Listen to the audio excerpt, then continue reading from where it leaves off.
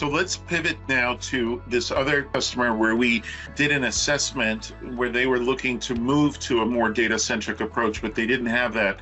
This is a global organization, very mature in multiple geographies with multiple infrastructure investments around their data. First of all, can you talk a little bit about this assessment, this ROI assessment that we did, and what was the value of it? What was the purpose of this assessment looking at their data infrastructure? Exactly. So the challenge with this, and this is completely opposite to that kind of a new bank which we talked about. So this is a existing organization with a lot of big footprint globally, and they're already like on a very aggressive merger and acquisition spree, like expanding rapidly into all different new geos, new regions. So the challenge for them comes in that with all that legacy footprint of the data and applications, how they can increase the time to onboard and also make sure that everything else which is today, it is optimal. And when we initially started looking at that, yes, the IT team wanted to initiate a very aggressive,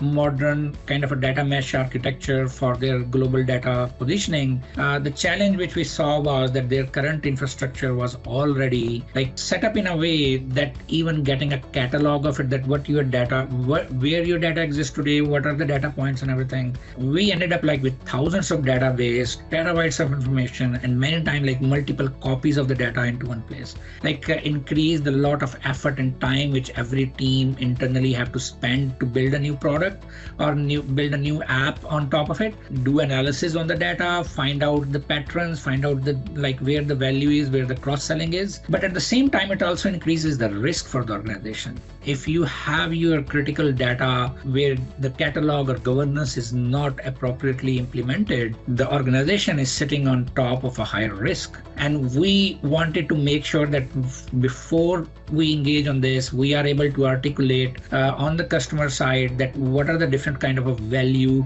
directly going to be impacted because of this kind of a modern global data mesh initiative, but also the things which they might not be realizing that all are costing them today, which is going to be bringing in. So intangible and non-tangible kind of benefits. What we ended up with ROI, and which was well received by the customer side and agreed with due to the interviews on the different geos from UK team and from US teams and different geographies. It's like maybe just in the phase one, more than 10 times the investment which they need to make on that data initiative. Many times we see our customers in that space that they don't realize of like ROI or the cost which they are already spending, that they don't have a better data structure. Most of the organization and customer we interact with, they have data silos, they have those challenges, they have data quality issues, they have data governance issues. With this organization, what we saw was like with the more better modern kind of initiative around data state can actually alleviate those problems, alleviate those risks, and bring you to that agile state, which we were also pivoting towards with the banking kind of a solution, that it gives you more agility also. Now you can build more better apps more quickly, because now teams are not spending time bringing to 5 systems, creating dozens of ETL jobs to bring in the data and then try to create an app on top of it.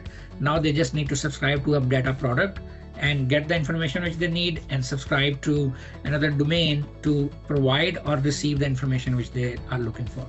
And everyone is governed, everyone is like able to be checked that who should have access to this data, who will be like accessing it, and what the value it is bringing in. That's on operational side. But then on the analytics side, imagine if you previously did not had all for a global organization data state in one place, now you can analyze it and identify the patterns where you can cross-sell, upsell to all of your products in different geographies and territories. It's something huge for sales and marketing teams for these kind of organizations. And this was an analysis that took just a few weeks, as I understood. Yeah. This was not a 6-month analysis, right? So no, how long did it take us to do this ROI analysis with this? Our plan was initially to do it in 2 weeks, but because of some holidays and some because this was like global geographies which we needed to interact with, It took about 3 weeks time, but we were done with it. In crux of it, more than a week extra, but we were able to talk with all these different geographies, and we were able to bring in the information into one place, which previously was a tribal knowledge that, oh, this is that person, go to him and he will know what it is there. There is no document for it. There is no information which can be provided. We were able to then, through the interviews, bring all of that information together.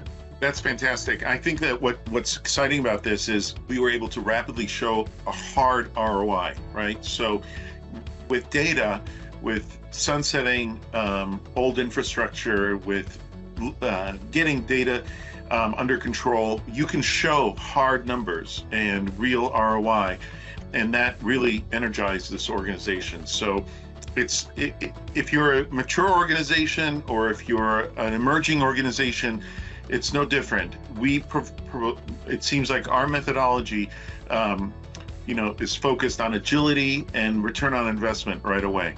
So very exciting stuff, and we're really excited to be continuing the move forward together. Thank you, Asad, for spending this time with me today. Thank you. That's an exciting time, and obviously we are excited for our customers as well as for our team, bringing all these advancement in cloud and data and AI to our customers and partners.